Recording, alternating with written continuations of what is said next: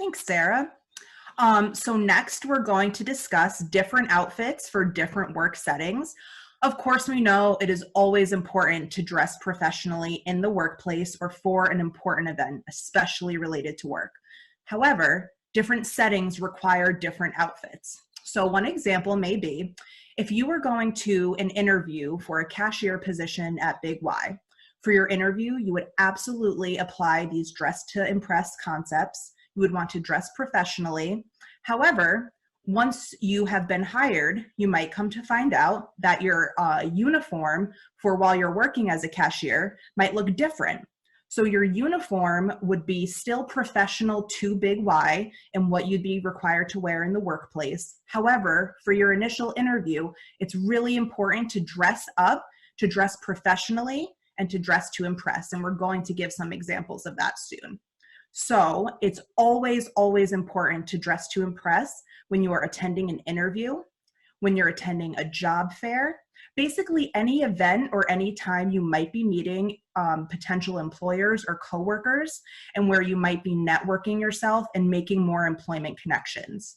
You would also want to dress to impress when attending an important meeting at work, or if you're unsure of what the dress code is when it's your first day, it's better to err on the side of caution and dress to impress and dress in a professional outfit for that time until you can find out what the dress code is and how to dress appropriately. So some examples here you can see, all of these individuals are working for the same manufacturing company. The young woman who is wearing the glasses, you can see that behind her is a manufacturing setting. This outfit is representative of the outfit that she wore for her interview. So when she was actually in a manufacturing position, it may not be necessary to wear a button-down, slacks. She might have to wear something more uniform and appropriate to that setting.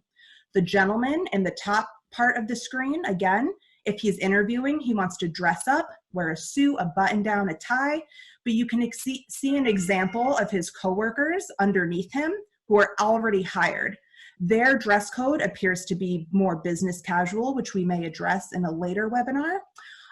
So you can see that these two individuals dressed up for their interviews, but that might not be what's appropriate to wear once they're hired on site.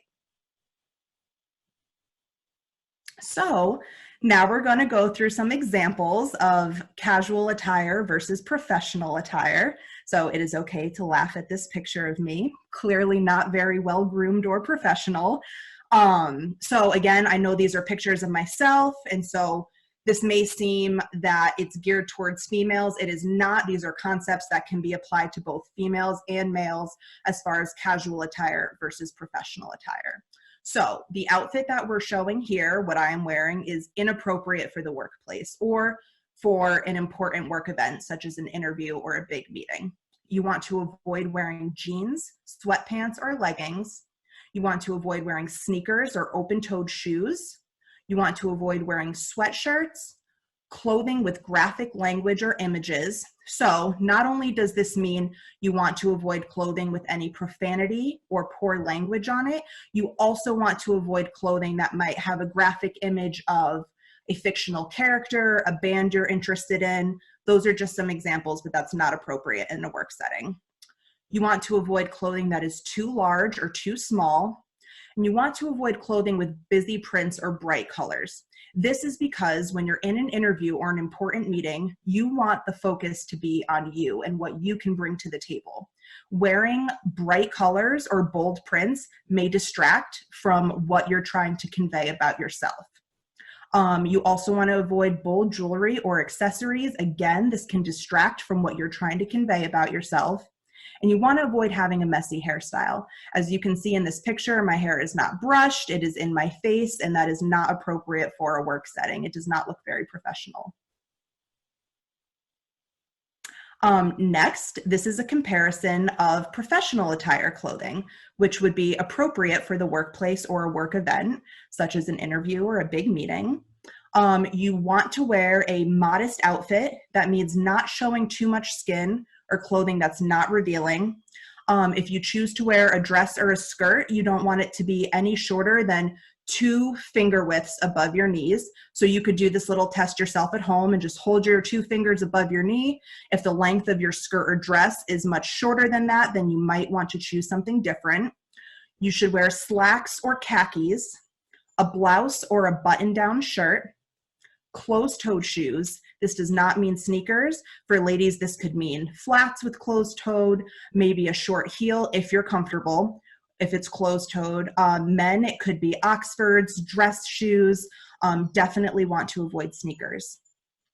You also may wear clothing that fits properly, that's not too large or too small, and clothing that is wrinkle and stain-free, which we will go into more detail with it soon, and neutral or muted colors so that you don't distract from yourself and what you bring to the table. And again, going on to accessories and appearance of professional attire. If you choose to wear jewelry, you want to choose simple jewelry. Again, avoiding anything that's too distracting. You want to choose a neat hairstyle with your hair brushed and out of your face. We will go into that in detail after. If you choose to wear makeup, you want to stick to neutral colors and natural, clean fingernails, and clean glasses.